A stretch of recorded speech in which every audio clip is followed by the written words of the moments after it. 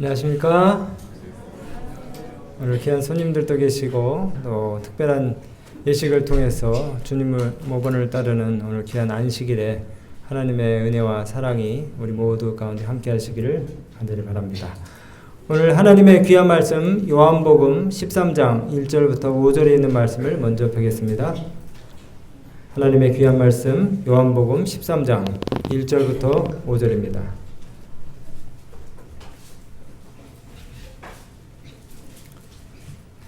요한복음 13장 1절부터 5절 말씀, 우리 주님이 잡히시기 전날 밤에 제자들과 함께 행하신 이 기념 예식, 세족 예식과 성만찬 예식을 주님이 오실 때까지 기념하고 전하라고 분부하신 대로 우리가 오늘 이 특별한 예식을 통해서 교훈을 얻고자 합니다. 하나님의 귀한 말씀 요한복음 13장 1절부터 5절입니다. 유월절 전에 예수께서 자기가 세상을 떠나 아버지께로 돌아가실 때가 이른 줄 아시고 세상에 있는 자기 사람들을 사랑하시되 끝까지 사랑하시니라. 마귀가 벌써 시몬의 아들 가룟 유다의 마음에 예수를 팔려는 생각을 넣었더니 저녁 먹는 중 예수는 아버지께서 모든 것을 자기 손에 맡기신 것과 또 자기가 하나님께로부터 오셨다가 하나님께로 돌아가실 것을 아시고 저녁 잡수시던 자리에서 일어나 겉옷을 벗고 수건을 가져다가 허리에 두르시고 이에 대야에 물을 담아 제자들이 발을 씻기시고 그 두르신 수건으로 씻기기를 시작하여. 아멘. 우리나라 연중 강수량이 1500에서 1800ml 정도 된다고 하는데요. 팔레스틴은 여러분들이 잘 아시는 것처럼 건조한 그 사막 기후입니다. 1년 강수량이 고작 해야 200ml밖에 되지 않는 그와 같은 매우 간조한 기후임을 우리가 알 수 있습니다. 그래서 1월, 2월을 제외하고는 흐르는 강물이나 시내도 다 말라 비틀어지고 어디를 가나 흙먼지가 아주 춤을 추면서 이 샌들을 신고 다니는 사람들에게 있어서 먼지가 쌓이는 것은 피할 수 없는 그런 환경입니다. 특별히 이 외출이나 여행을 하고 나면은 이 흙먼지가 이제 발가락 사이와 또 발등에 이렇게 쌓이기 때문에 이런 그 기후적인 환경 때문에 생긴 그런 그 풍습 중에서 하나로 이 오는 손님들 그리고 가족들의 발을 씻겨주는 그런 예를 갖추는 것이 고대 근동의 풍습으로 성경에 자주 등장을 합니다. 여러분 그 창세기 18장에 보시면은 장막문 어귀에서 새 나그네를 모신 아브라함, 나그네가 누굽니까? 천사들이었죠. 이 아브라함이 물로 그 손님들의 발을 씻겨주고 나무 아래서 쉬었다는 그런 표현이 창세기 18장 4절에 나오는데요. 또 이 리브가의 혼례사절단을 맞아들인 라반도 창세기 24장에 보니까 종들을 시켜서 발을 씻겨주게 했어요. 이제 이 주님이 잡히시기 전날 밤 유월절을 경축하기 위해서 다락방에 모인 제자들, 예수님, 이분들의 발에 먼지가 아주 가득 쌓였습니다. 먼지투성이 발을 하고 이 사람들이 이제 다락방에 모였는데 주님께서 당신의 죽음이 임박했음을 아시고 비통한 표정으로 이렇게 말씀하셨어요. 내가 고난을 받기 전에 마지막으로, 이 마지막은 그냥 단순한 마지막이 아닙니다. 마지막으로 너희와 함께 이 유월절 먹기를 원하였노라. 내가 너희에게 이르노니 이 유월절이 하나님 나라에 이르기까지 다시 먹지 아니하리라. 여러분 너무나 침통하고 심각한 분위기 아닙니까? 주님이 이제 내일이면 십자가에 달리실 것인데 이 마지막 굉장히 진지하고 심각한 그런 분위기 가운데서 주님의 그 심정을 전혀 헤아리지 못하는 제자들이 마치 말기암 직전에 가쁜 숨을 몰아쉬고 고통스러운 아버지 앞에서 그 피자 한 조각 더 먹겠다고 싸우는 그런 자식들처럼 정말 한심한 그런 장면을 지금 연출해내고 있습니다. 여러분, 주님이 겟세마네 동산에서 기도하실 때의 그 내용을 여러분 기억하시죠? 주님이 뭐라고 겟세마네 동산에서 마지막 그 피땀을 흘리시면서 기도하셨습니까? 주님의 소원이 무엇이었어요? 요한복음 17장 21절부터 23절에 보니까 이 제자들이 하나가 돼서 아버지와 예수님이 하나가 된 것 같이 하나가 되게 해주시라는 그런 간절한 기도를 주님이 피땀 흘리면서 드리셨어요. 예수님의 마음의 소원은, 그리고 기도의 제목은 이 땅에 있는 모든 주님의 자녀들이 예수님 안에서, 아버지 안에서 하나가 되는 것이었습니다. 진리의 영께서 그들을 하나로 묶고 아버지 하나님의 자녀로서 예수 그리스도 안에서 하나가 되는 것이 그분의 소원이셨어요. 근데 이 지금 제자들은 당신의 왕국에서 누가 가장 큰 자로 여김을 받을 것인가? 누가 가장 큰 자인지에 대해서 다투고 있어요. 우리 예수님은 지금 당신이 당할 육체적인 고통이 두려운 것이, 슬픈 것이 아니었습니다. 이 철없는 제자들의 마음속에 품고 있었던 서로 간의 증오심, 이기심, 그리고 질투심으로 인해서 주님은 괴로워하고 계신 것이에요. 여러분, 우리가 남이 잘 되는 일이 그렇게 보기가 힘들고 고통스러운 것입니까? 좋은 데 취직했다는 친구의 얼굴 보기도 싫고, 성공한 이웃의 자녀의 이야기 듣기도 싫고, 명문대 합격한 자식의 이 소식을, 이웃의 소식을 우리가 배아파하고, 여러분, 우리가 다른 사람을 신경 쓰지 말고 의식하지 말고 그렇게 자유롭게 살아야 되는데, 우리가 꼭 경쟁하는 사람들이 우리 곁에 있을 때에 그들이 잘 되는 것을 보면 우리가 슬퍼요. 여러분, 지금 제자들의 마음은 오직 자신만이 그 누구보다도 존중을 받고 대접을 받아야 된다는 그런 생각으로 꽉 차 있습니다. 그래서 이 제자들 가운데 그 어느 누구도 종의 입장에서 발을 씻기는 그 천박한 종의 일을 아무도 하려 하지 않는 것이에요. 제자들로 하여금 자신을 겸비케 하고 종의 일을 대행하려고 하는, 다른 이들의 발을 씻기는 이 일을, 제자들이 하기 싫어하는 이 일을 누가 지금 하시려고 하시는 겁니까? 예수님이 하시려고 하는 것이에요. 제자들이 생각할 때는 이것은 너무나 굴욕적이고 자존심 상하는 일입니다. 그런데 이때 저녁 먹는 중에 예수님께서 조용히 일어나셔서 수건을 허리에 차시고 대에 물을 부으시고 제자들의 발을 씻기시기 시작했습니다. 종의 역할을 대신하시는 이 주님, 제자들은 이제 무언의 이 견책을 받고 얼굴이 화끈하게 달아올라 참을 수가 없었어요. 예수님이 발을 다 씻기시고 당신의 자리로 돌아가셔서 이렇게 말씀하십니다. 내가 주와 또는 선생이 되어서 너희의 발을 씻겼으니 너희도 서로 발을 씻기는 것이 옳으니라. 내가 너희에게 행한 것 같이 너희도 행하게 하려 하여 본을 보였노라.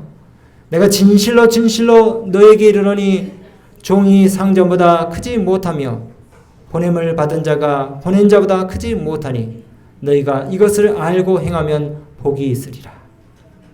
여러분, 하나님의 왕국에서의 참된 위대함이란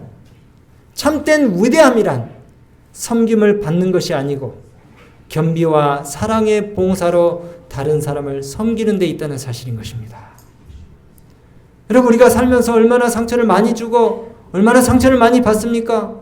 비교하고 또 비교되면서 우리가 열등감을 느끼기도 하고 자존심 상해하기도 하고 때로는 질투심도 느끼고 또 자만심과 자부심으로 다른 사람 마음을 아프게 합니다.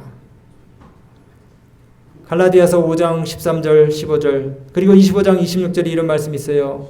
형제들아, 너희가 자유를 위하여 부르심을 입었으나 그러나 그 자유로 육체의 기회를 삼지 말고 오직 사랑으로 순종하여 서로 종노릇하라.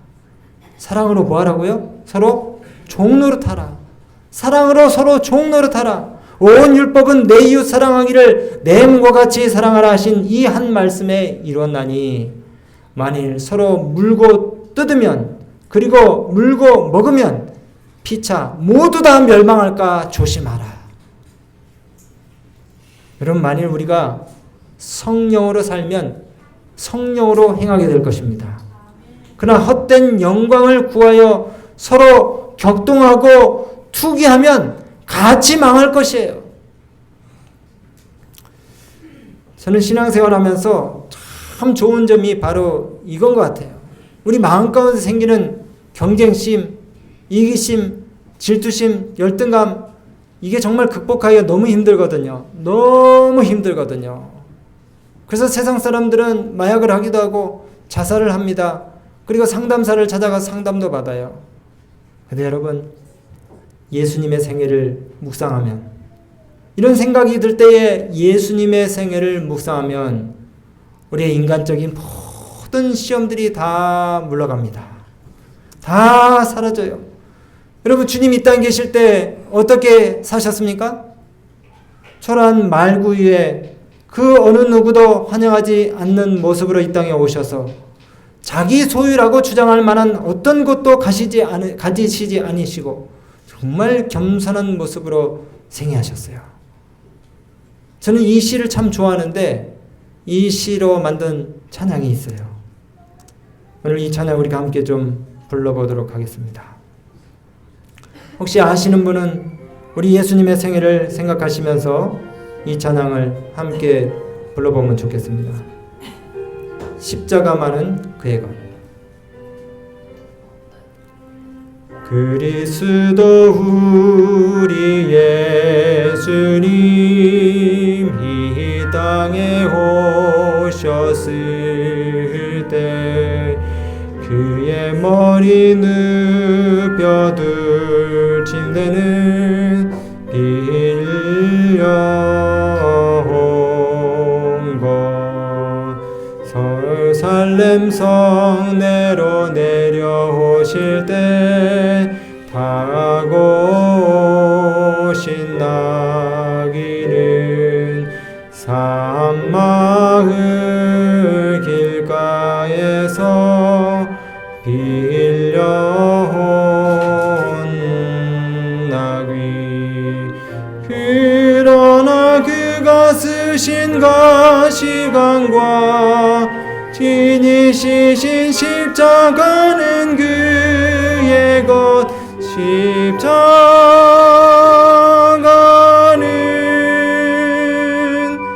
오직 그의 것.